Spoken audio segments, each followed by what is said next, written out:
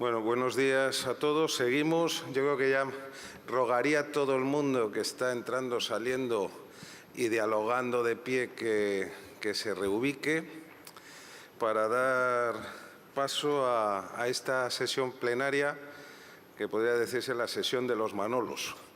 Entonces, bueno, yo soy Manuel Franco, que soy profesor de la Universidad de Salamanca y bueno, voy a presentar a un amigo que hemos hecho carrera juntos, o sea, nos conocemos casi de residentes, nos hemos participado en muchos grupos y realmente, bueno, pues alguien que ha llegado más allá que yo. O sea, que tengo que, hoy orgulloso de que así sea. Manuel Martín ha sido presidente de esta sociedad, lo cual ya es algo, digamos, que lo más importante a lo que puede llegar un psiquiatra en España. Ahora es el presidente del patronato de la fundación de la sociedad. También es el presidente y director de FIDMA, que es una fundación de investigación de toda la red de hermanas hospitalarias, que es digamos, la organización con la que ha estado ligado toda su vida. Y no puedo olvidar algo que también emocionalmente, pues, comparto con él, haber sido ambos presidentes de la Sociedad Española de Psicogeriatría. Digamos que en cuanto a intereses a lo largo de su vida y experiencia, yo creo que hay pocas personas, tanto en psicogeriatría como en lo que es la atención al paciente, a la persona con enfermedad mental grave y prolongada y dentro de instituciones psiquiátricas, hospitales psiquiátricos, y colaborar dentro de las hermanas a la desinstitucionalización de personas que allí llevaban mucho tiempo viviendo, pues yo creo que es una persona que desde el campo de batalla, o sea, aparte de toda su trayectoria de experiencia, que me he limitado a la nacional, porque luego a nivel internacional pues has formado parte del board en muchas asociaciones internacionales, pues suma una experiencia directa de trabajo en el campo. Con lo cual yo creo que es importante porque es un debate que viene a tono, es decir, en las últimas, yo creo, 2 décadas hemos trabajado en el cierre de los hospitales psiquiátricos. Yo concretamente he cerrado 2, o sea que puedo hablar de ello también. Y quizá conviene también, pues eso, el replantearnos a lo mejor si son necesarios en la actualidad para algo que está ahí, como es la psiquiatría paliativa y la dignidad de cuidados, y determinados casos, es decir, que la utopía del cierre pues realmente es lógica o quizá sí, ma non troppo, no tanto, no demasiado. Bueno, yo muy orgulloso de poderle presentar, ya digo, para mí es un orgullo, es una admiración y, bueno, el saber que fuiste más lejos que yo. Muchas gracias, tiene la palabra.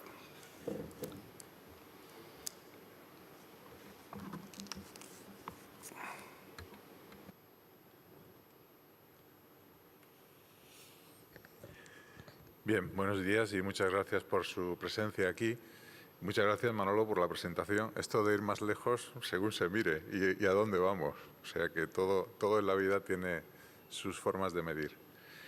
Bien, en cualquier caso, le doy las gracias al comité científico de este congreso por haberme dado esta oportunidad de dirigirme a ustedes con este tema que, como ha comentado ya Manolo, pues es un tema relevante y que sigue de permanente actualidad en la psiquiatría.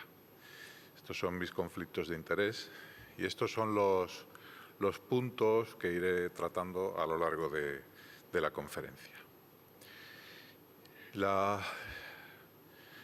Lo primero que quiero hacer es una reflexión con un contenido ético, porque en toda esta polémica, toda esta situación, ¿no?, en torno a la necesidad de hospitales psiquiátricos, hay un trasfondo ético que me parece muy relevante tenerlo en cuenta, porque precisamente uno de los argumentos, quizás el más poderoso, ¿no?, que se plantea para el progresivo cierre, ¿no?, de los hospitales psiquiátricos ha tenido que ver precisamente con esta dimensión ética.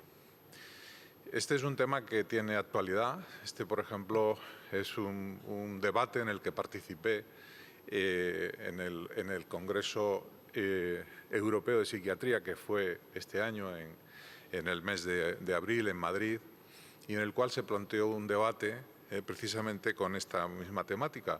En este caso, sentado en la necesidad de asylums, ¿no?, que es el nombre clásico de los hospitales psiquiátricos, sobre todo en Europa, también en Francia, ¿no? En España el nombre asilo ha tenido una deriva diferente.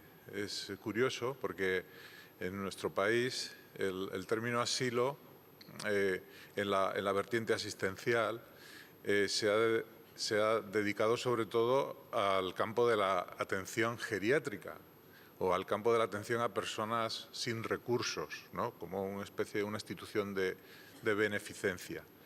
En cambio, en el resto del mundo prácticamente el término asilo, o sobre todo lo que se llamaba lunatic asylum, se refería especialmente a los hospitales psiquiátricos.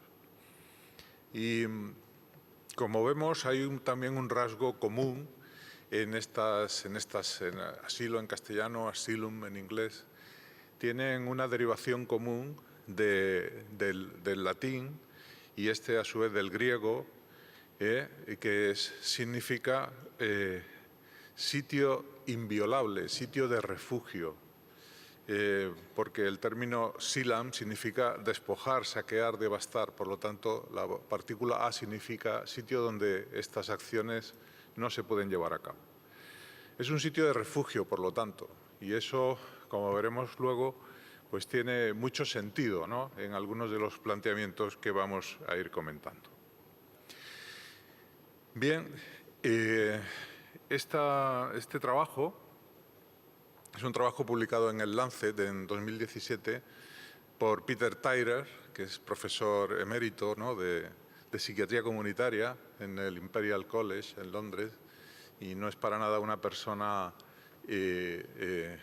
la que se le pueda poner ninguna tacha en la promoción de la psiquiatría comunitaria, pero que sin embargo en este trabajo, en esta reflexión más que trabajo, en el año 17, hablaba de una crisis, él la llamaba crisis orwelliana, y él recordaba en la novela famosa, ¿no?, de Orwell, La granja, recordaba lo que ocurría, si habéis leído la novela Rebelión en la granja, cuando alguien criticaba algunas de las posturas que se tomaban, el rebaño de ovejas interrumpía, gritaba al unísono: 4 patas bien, 2 patas mal. Tyrer pues decía: ¿no estará ocurriendo algo parecido cuando hablamos de si son necesarios o no este tipo de centros? Porque la práctica, él reflexionaba sobre la situación en el Reino Unido, era de un declive continuado del número de plazas.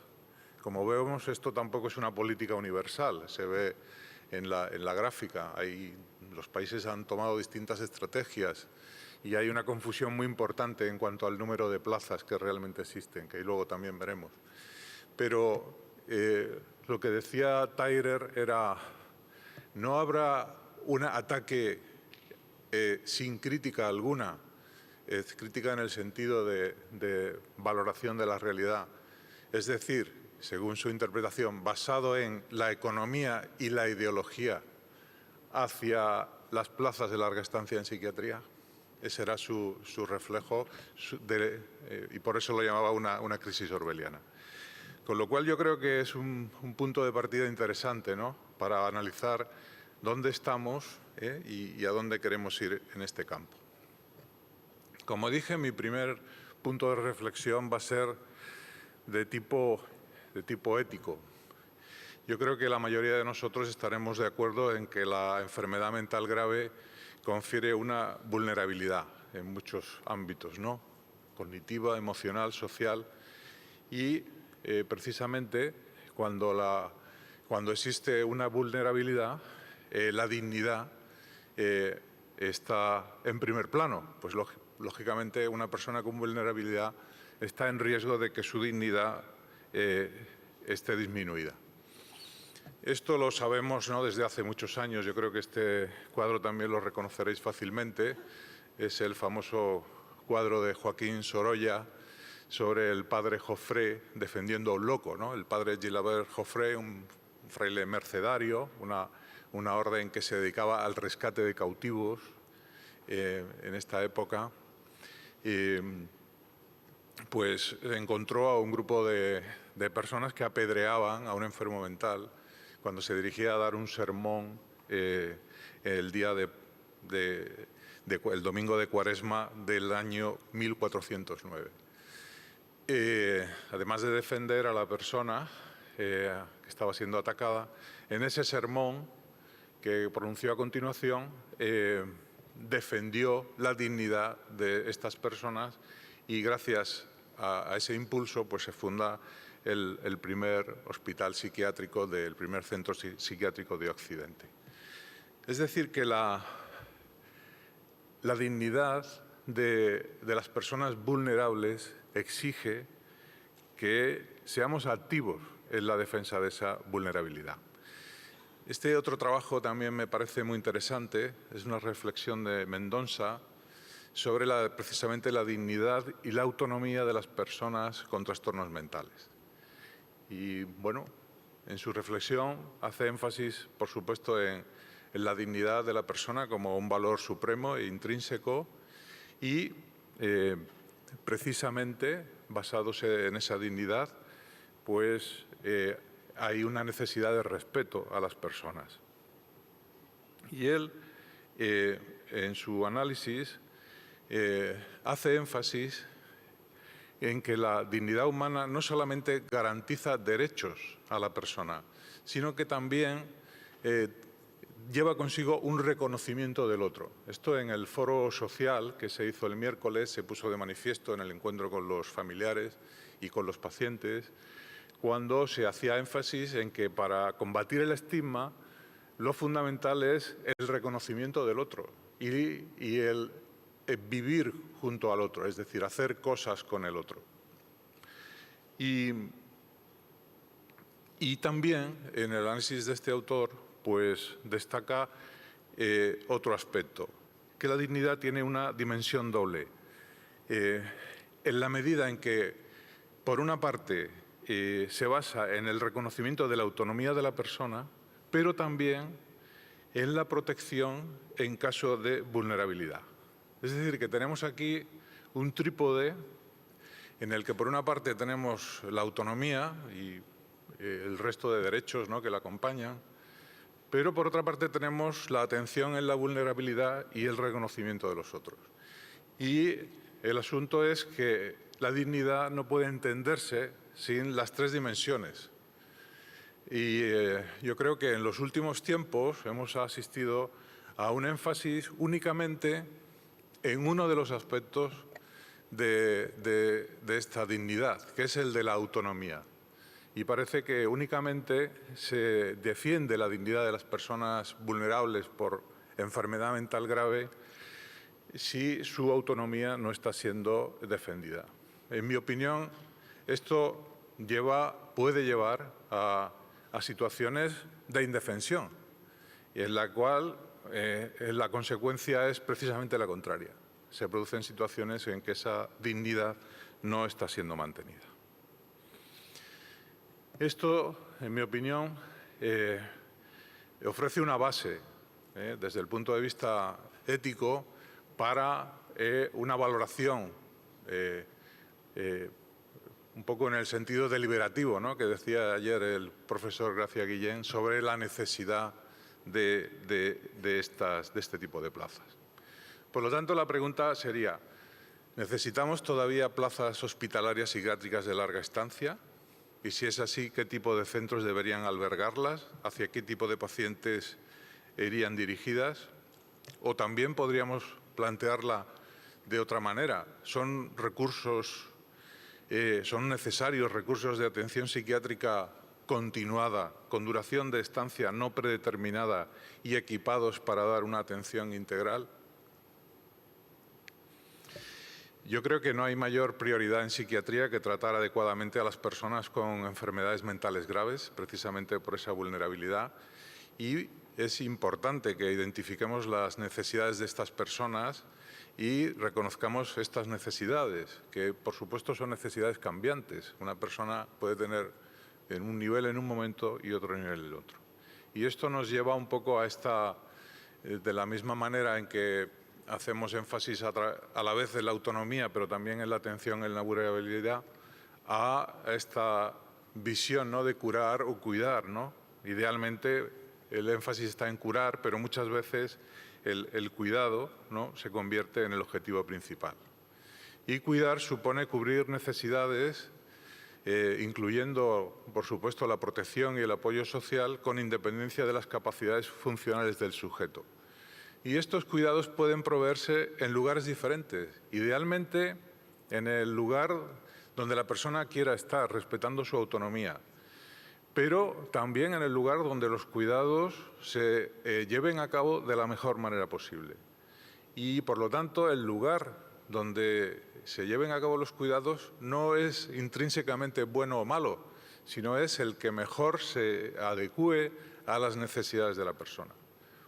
Por lo tanto, no hay diferencia en cuanto a dignidad en el sitio donde se provean esos cuidados. Puede ser en el domicilio familiar, puede ser en un recurso comunitario, pero, en mi opinión, en ocasiones se precisa la estructura de una unidad de larga estancia psiquiátrica, con independencia, y este es otro punto, si esas plazas están en un hospital psiquiátrico en el sentido tradicional o en otro tipo de recurso. Es mucho más importante atender a lo que nos proporciona ese tipo de plaza que al lugar físico o la estructura, la institución donde se encuentre. El punto es que, más allá del tratamiento, en sus distintas variedades, médico, psicológico, ocupacional, laboral, muchas personas con problemas de salud mental grave, con enfermedades mentales graves, tienen un problema de estructuración. O sea, la propia enfermedad desorganiza. Y esa estructuración la pueden proporcionar unidades como las que estoy comentando. Es decir, que en estas unidades la estructuración se provee a través de medios como un alojamiento adecuado, con un nivel óptimo de seguridad, con un ratio adecuado de personal por paciente, garantizando la adherencia al tratamiento, con actividades que organizan una parte significativa del día y con personal dispuesto y capaz de establecer límites al comportamiento inapropiado, sobre todo cuando eso supone una falta de respeto a los otros. Y que antes Manolo ha comentado mi experiencia, y efectivamente en Fundación Hospitalarias Navarra, desde hace ya muchos años, desarrollamos una red de pisos comunitarios donde en estos momentos se atiende a 80 personas con enfermedad mental grave, una red en este momento de 25 pisos. Y efectivamente, lógicamente, desde el propio centro trabajamos para que las personas puedan ser atendidas en estos recursos comunitarios. Pero en los recursos comunitarios se producen problemas a veces muy serios. En la medida en que una persona, por ejemplo, pues consume tóxicos dentro del piso o invita a gente al piso que no quieren los otros, etcétera, etcétera, etcétera. O sea que hay esa necesidad muchas veces, ¿no?, de hacer que ese respeto se materialice.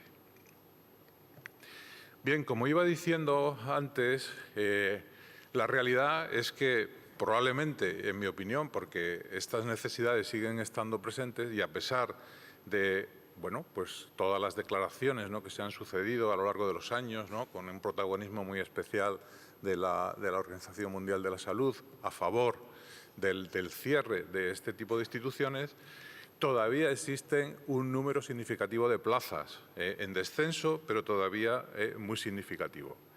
Esta sería un poco la situación en Europa, en la cual, como vemos, Italia estaría sería el país, ¿no?, donde esta desinstitucionalización ha sido más radical. y, como vemos, con un rango muy variable, ¿no?, de situaciones. España también estaría, ¿no?, en la zona donde esa desinstitucionalización ha sido más profunda.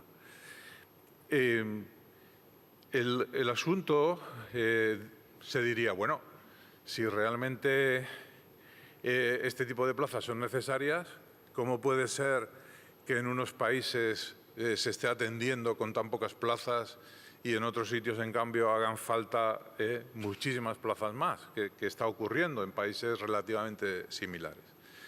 Bueno, algo de luz nos pueden dar algunos trabajos, aunque yo creo que este sesgo orwelliano que decía Tyrer se manifiesta en que es muy difícil encontrar trabajos que defiendan la necesidad de este tipo de plazas, ¿no? Es un poco ir contracorriente, no es fácil en estos momentos alzar la voz y decir algo que no es políticamente correcto.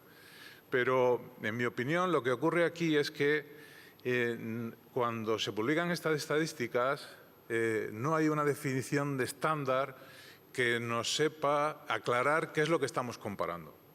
Y hay algunos trabajos interesantes en este sentido. Por ejemplo, este es un estudio publicado en una revista nada sospechosa, el Community Mental Health Journal, en el cual se hace una comparación de los servicios psiquiátricos para adultos con ingreso en Italia y en Canadá. Si vemos la situación de estos dos países, veremos que están los dos en el rango más bajo de número de camas psiquiátricas, pero aún así Canadá tiene el triple de camas que Italia. Entonces, bueno, los autores pues lo que hacen es entrar en profundidad en lo que significa estas tasas aparentemente tan diferentes. ¿Y qué es lo que se encuentra? Lo que se encuentran es que en Italia, cuando se publica el número de camas psiquiátricas, lo que se está hablando es de camas de agudos, camas en hospitales generales. Mientras que en Canadá, cuando se habla de camas psiquiátricas, se están poniendo juntas las camas en los hospitales generales, pero también las camas en otro tipo de centros. Y si en Italia se le suman las denominadas plazas de rehabilitación psiquiátrica, que son plazas en medio comunitario, pero que entrando un poco en lo que realmente hacen esas plazas, vemos que se parece mucho a lo que se hace en las plazas de larga estancia, pues resulta que las cifras no son para nada tan diferentes, sino que son muy comparables. Y de hecho, eso es lo que aducen estos otros autores. También cuando dicen que en Italia hay más camas en comunidades residenciales que en otros países de un nivel similar. Y señalan algunas características de estas plazas. Son plazas, así como la mayoría de los hospitales psiquiátricos pertenecen en todos los países generalmente al sector público. Estas plazas que describen en Italia son plazas tanto públicas como privadas, tanto de organizaciones con o sin ánimo de lucro. Son, en realidad, recursos con muy poca rotación, con una duración de estancia entre 2 y 6 años, y, bueno, con unas características cuando describen el tipo de paciente que vemos que corresponde efectivamente a este perfil de paciente con enfermedad mental grave. Varón, con dificultades en las actividades de la vida diaria, que requieren intervenciones de rehabilitación, etcétera, etcétera. Por lo tanto, nos encontramos con una realidad que está por detrás de lo que dicen las cifras. Y yo creo que es importante ver precisamente cuál es esa realidad. Y algunos autores que tienen un poco la valentía, como este trabajo de Moon en Frontiers in Psychiatry del año 91, de poner un poco estas realidades sobre la mesa. Efectivamente, las políticas de salud mental han alentado la eliminación de camas. Ellos plantean este debate y señalan que es necesario utilizar argumentos que vayan más allá del daño causado por el hospital psiquiátrico como institución total.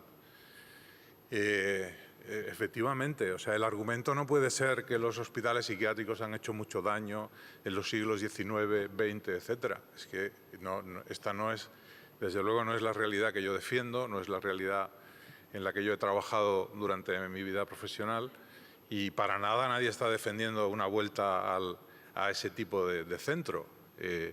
Y desde luego me indigna que se utilice ese argumento para descalificar la necesidad de plazas de larga duración. Nadie está defendiendo, por lo menos yo no lo defiendo, y no creo que mucha gente lo haga, una vuelta a ese tipo de institución total.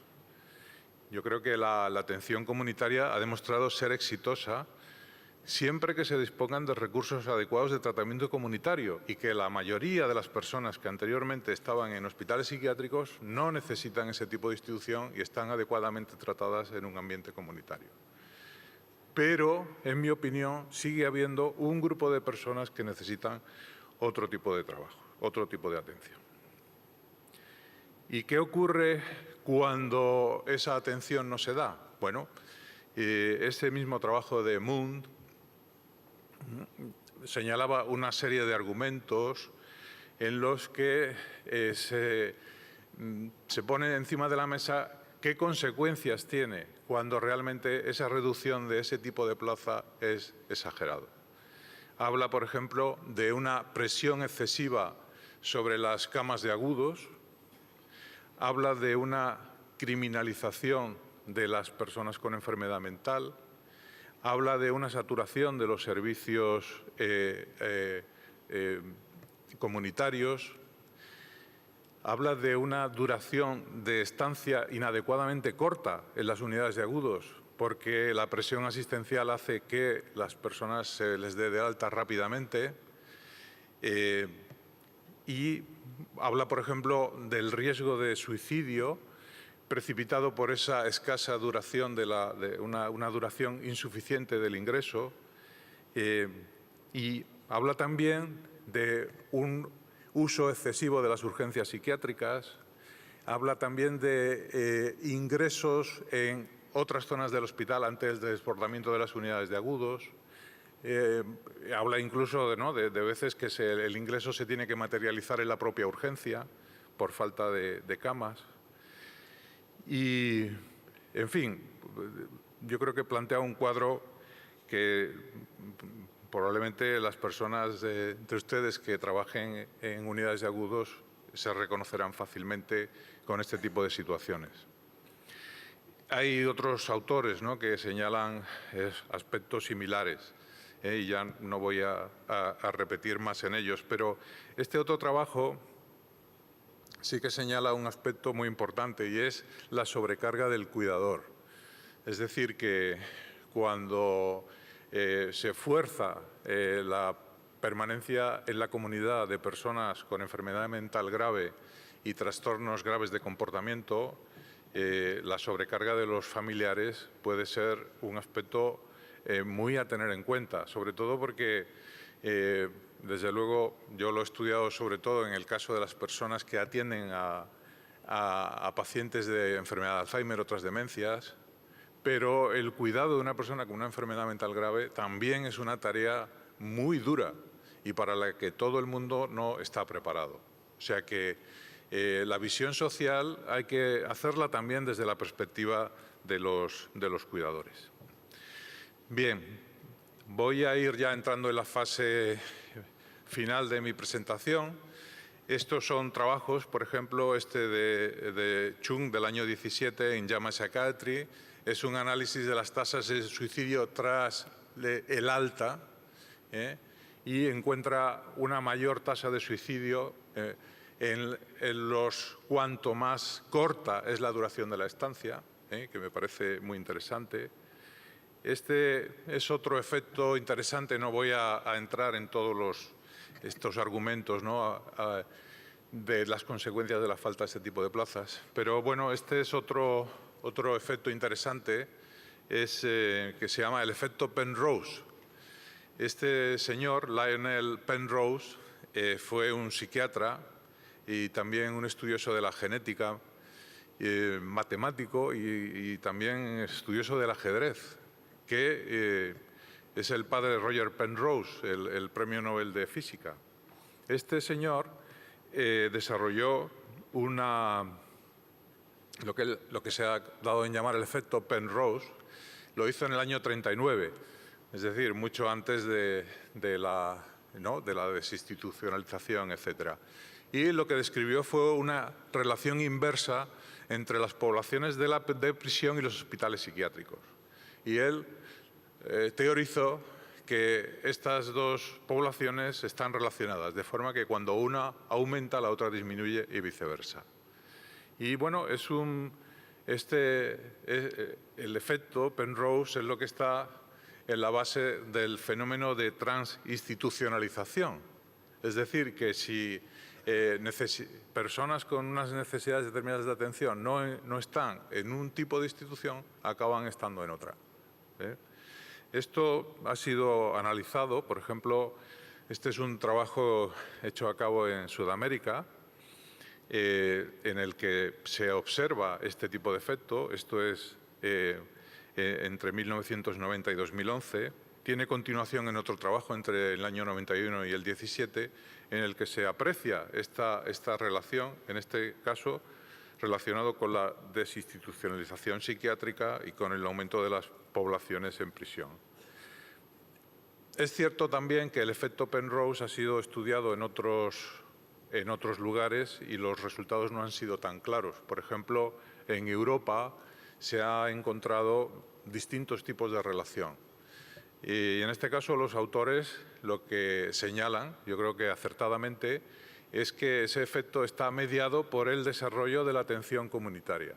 Es decir, si no hay atención comunitaria y lo que se hace simplemente es cerrar hospitales psiquiátricos, efectivamente se aprecia este efecto.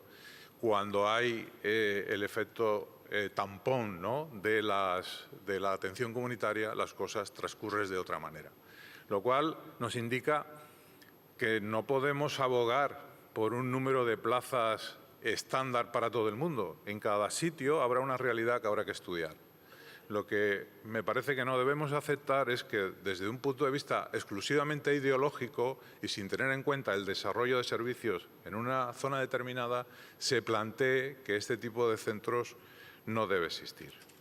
En cualquier caso, sea o no cierto el efecto Penrose, lo que está claro es que hay una gran tasa de personas en prisión con altas necesidades de atención en salud mental.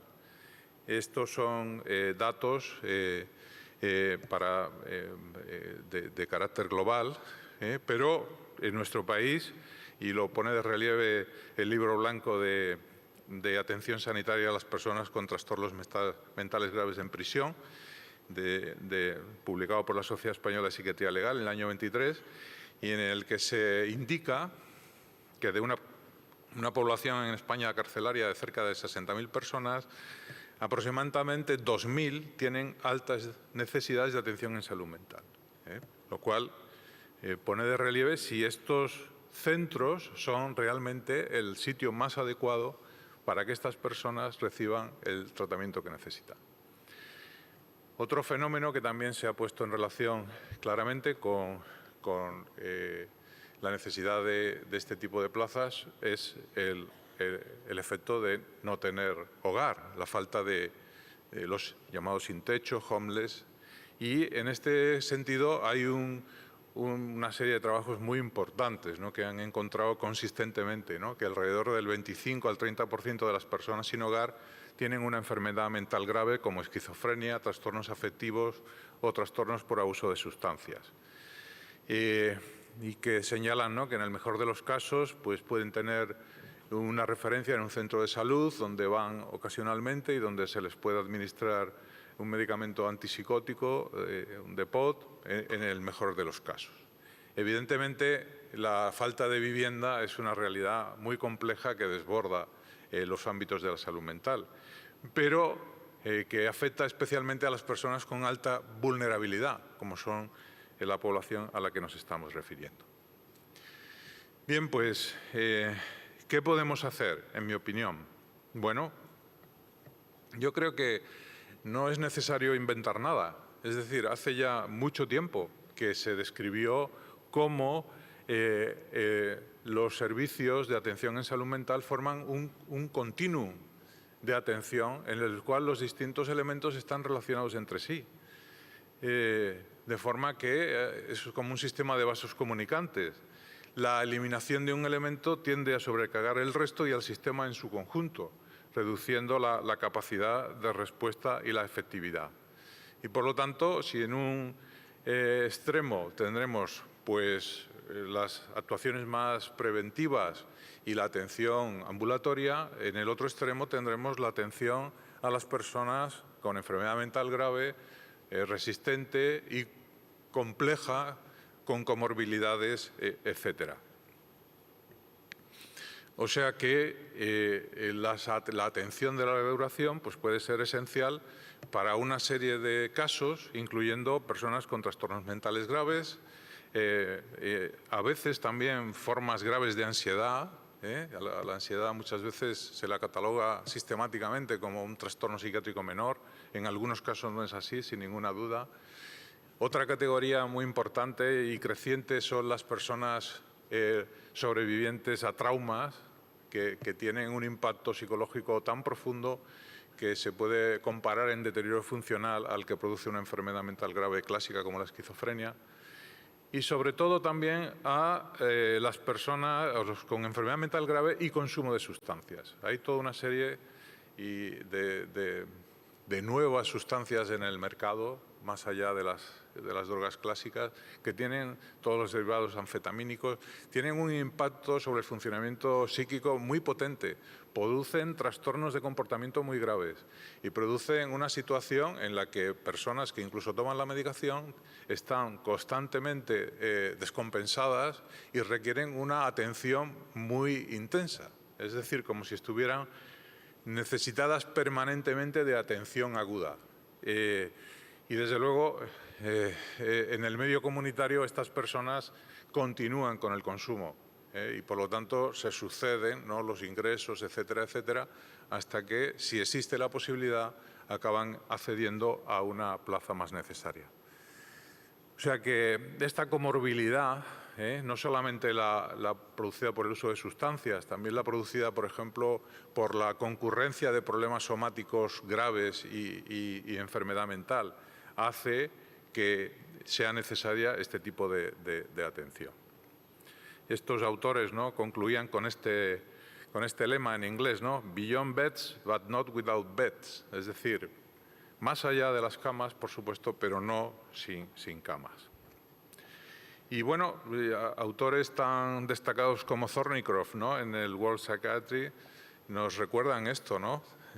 Por supuesto, estos autores son firmes defensores de la psiquiatría comunitaria, pero reconoce que cuando el cierre de camas es primariamente un ejercicio de ahorro presupuestario, sin un desarrollo de alternativas, lo que se produce es esta transinstitucionalización y un deterioro de los niveles de atención. O sea que el término comunitario no es un talismán que garantice una atención óptima y el término institución tampoco implica perversidad per se.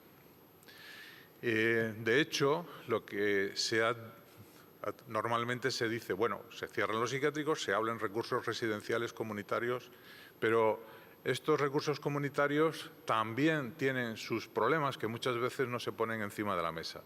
Por ejemplo, estos son servicios que normalmente están dentro de la atención social y tienen serios problemas con la coordinación con los servicios de salud mental. Por lo menos en mi experiencia, una vez que un paciente ingresa en un recurso comunitario de salud mental, en una plaza residencial destinada a este tipo de paciente, los servicios de salud mental automáticamente dicen, bueno, ya está, o sea, como que lo borran del mapa y por lo tanto les privan, ¿no?, de una atención que siguen necesitando. Luego está que, así como los servicios sanitarios en el sector sanitario tienen una definición mucho más precisa del tipo de servicio, de su misión, sus objetivos, su estructuración, en el campo de lo social la diversidad es la norma. Es decir, que hay todo tipo de entidades con distintos objetivos, con ánimo de lucro, sin ánimo de lucro, procedente del ámbito religioso, de otros tipos de ámbito. Es mucho más difícil buscar una armonización y una estandarización. Y, lógicamente, todo eso al final puede acabar repercutiendo en las personas que están allí. Por otra parte, y lo digo por experiencia, el que una persona esté en un piso no garantiza que ese reconocimiento, ¿no? El reconocimiento que hablábamos antes en la dignidad es lo contrario a aislamiento. Una persona puede estar en un piso y pasarse todo el día en el piso, sin salir y tener menos contacto comunitario que una persona que está en un centro donde tiene un sistema de actividades organizada. O sea que es lo que decía antes, lo comunitario no garantiza para nada las cosas. Eso es lo que se hace detrás de eso. Desgraciadamente, los recursos sociales están dotados de peores ratios de personal.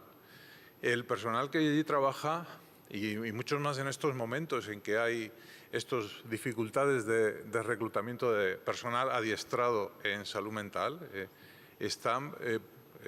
los ratios que tienen son peores. Y, desde luego, cuando ingresan allí personas con necesidades complejas o con trastornos graves de comportamiento, al final hay una maniobra, ¿no?, para sacarlos de allí, porque realmente atentan gravemente a la convivencia en estos servicios. Con lo cual, esto, bueno, pues nos abre la puerta, ¿no?, al tipo de servicio que debería darse.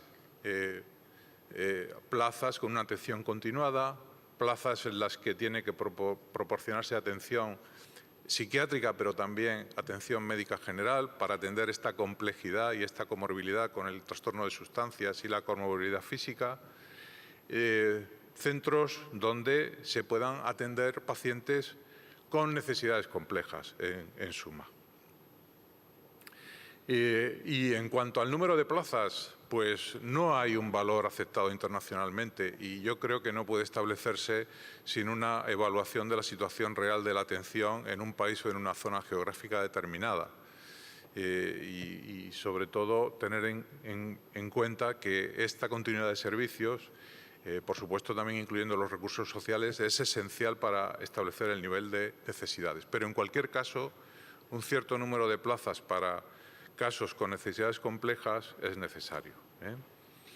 Brevemente describo un caso que me tocó atender el verano pasado. Estaba sustituyendo al compañero que atiende las interconsultas psiquiátricas en el Hospital San Juan de Dios de Pamplona, y en el mes de agosto, y me tocó atender este caso. Era una mujer de 52 años, soltera, que vivía sola en un pueblo de allí de Navarra. Estaba diagnosticada de esquizofrenia y había perdido contacto con su centro de salud mental 2 años antes, y desde entonces aparentemente no había tomado medicación. Era una persona que había estado estable durante bastantes años, pero en un momento dado se rompió su relación con el psiquiatra que la atendía, con el que estaba vinculado, porque entró en esta vorágine de alta rotación de profesionales que tenemos en este momento. Y, lógicamente, para estas personas vulnerables, la pérdida, ¿no?, de la relación terapéutica con una persona de confianza puede ser demoledora. El estado clínico era un estado alucinatorio persistente, en el cual ella escuchaba las voces de los familiares que habían muerto, invitándoles a seguirlos, y de hecho se había precipitado. El motivo del ingreso, el Hospital de San Juan de Dios de Pamplona es un hospital dedicado a la atención en paliativos, y esta mujer se había tirado por la ventana, había tenido una paraplegia de la cual se estaba recuperando. En aquel momento caminaba con andador. Y bueno, pues, y tenía pues todos estos elementos de complejidad, ¿no? Un cuadro positivo permanente, síntomas negativos crónicos, estaba pendiente de un cumplimiento de una sentencia que le llevaría a la cárcel, era una consumidora de sustancias, sobre todo metanfetamina y cannabis, y estaba sola. Vivía sola, su familia había claudicado hacía mucho tiempo porque no podía hacer nada con ella. Bueno, pues en este caso lo que hicimos, pues hablar con las personas de referencia, una expareja, su hermana, que todavía se interesaban por ella, hablar con la persona que le había llevado, con la que había tenido esta alianza terapéutica, que estaba ya en otro centro de salud distinto, y reunirnos y decir, bueno, ¿qué hacemos con esta persona? Por supuesto, en el momento en el que le vimos, no tenía un estado de gravedad clínica como para hacer un ingreso involuntario. O sea que todo tenía que hacerse de acuerdo con la propia persona. Y en este caso, bueno, pues gracias, ¿no?, a la colaboración de la familia, se consigue que la persona, ¿no?, pues, entre, ¿no?, en una unidad de larga estancia para manejar, ¿no?, este tipo de complejidad tanto psiquiátrica como física. Esto nos lleva ya en la fase final de mi conferencia a este elemento de la psiquiatría paliativa, ¿no? Es un enfoque, en realidad la psiquiatría paliativa es un enfoque paliativo en personas con enfermedad mental grave cuyo objetivo se centra en la reducción de daños, ¿no?, y evitar la carga de algunas intervenciones psiquiátricas que puedan tener un coste-beneficio más limitado. O sea que las intervenciones van sobre todo destinadas a mejorar la calidad de vida y a disminuir el nivel de angustia. Evidentemente, la amplia gama de síntomas pues, hace que haga falta un enfoque interdisciplinario centrado en la persona, ¿no?, para estos, y sin renunciar a que en un momento determinado la persona pueda abandonar, ¿no?, este estado de cuidados paliativos y pasar a un entorno terapéutico más normal. O sea que en realidad se trata de que la enfermedad mental grave a veces tiene una evolución negativa, pero no caer en el nihilismo de decir, bueno, pues aquí ya no hay nada que hacer. Siempre hay algo que hacer y es ofrecer este tipo de atención. O sea que consiste un poco en aceptar el curso natural de la enfermedad, integrando distintos aspectos físicos, psicológicos, sociales, también espirituales de la atención, y ofrecer un sistema de apoyo para este tipo de situaciones. Y esto quizás también, en relación con la eutanasia, puede ser interesante, ¿no? Sabemos que la eutanasia y el suicidio asistido es legal en España, ¿no?, a partir de la LORE del año 20. Si la eutanasia se presta o no a enfermos psiquiátricos es todavía un tema de debate en España, porque la ley no reconoce explícitamente el derecho de estas personas y, por lo tanto, es un tema abierto, pero sabemos que se está aplicando en España a pacientes con trastornos mentales y, por supuesto, hay países donde se reconoce y se aplica y se estudia, por lo tanto, ¿no?, a qué tipo de personas con enfermedad mental se aplica la eutanasia. Y si analizamos esa tipología, pues vemos un paralelismo muy importante, ¿no?, entre el tipo de población de altas necesidades y de complejidad y de refractariedad y las que solicitan la eutanasia.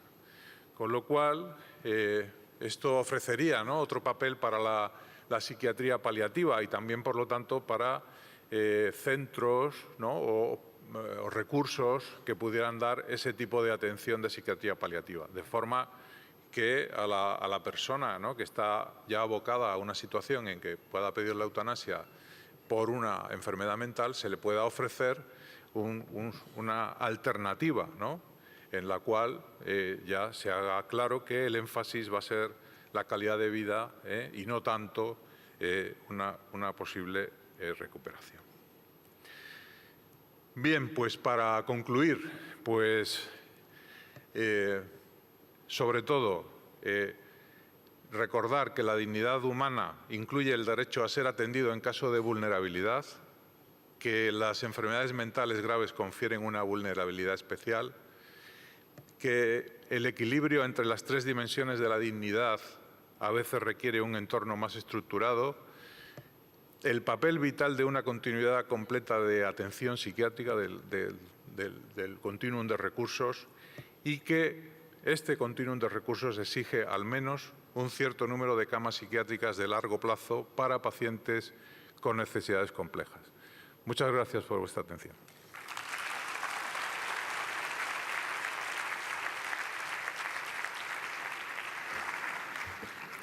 Bueno, muchas gracias por la intervención, que yo creo que ha respondido a lo esperado. La verdad es que lo has clavado en tiempo, es decir, que sería bueno el poder debatir, porque yo creo que como las buenas comidas no copiosas, pues nos quedamos con más. Creo que es un tema muy importante, porque además yo creo que va más allá de la organización de los recursos, es también la actitud. Es decir, no es tanto el recurso de esta manera o de otro como lo comunitario. Comunitario no es solo ir a un centro de salud, sino es la actitud.